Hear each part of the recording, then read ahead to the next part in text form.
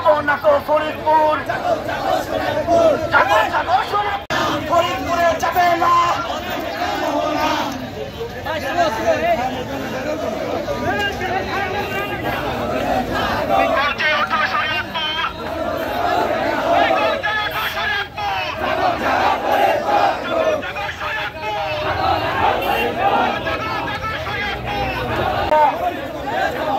ফরিদপুরে যাব না, আমি মোদের একটাই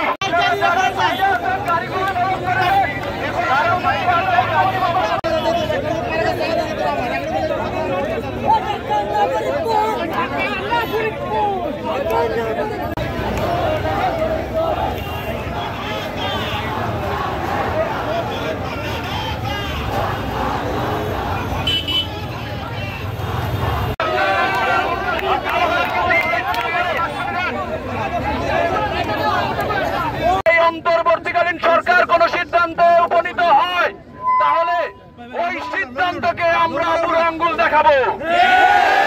আমরা শরীয়তপুরবাসী, আমরা যাইতে চাই না ফরিদপুর। আপনারা জোর করে নিতে পারবেন?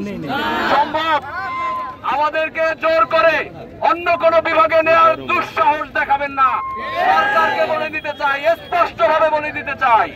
এবং আমরা যেটি বলছি, আজকে আমাদের বিক্ষোভ সমাবেশ শেষে বক্তারা বক্তব্য রাখছেন, এরপরে 5 তারিখে আমাদের গণসমাবেশ রয়েছে, সেইখানে গণস্বাক্ষর হবে।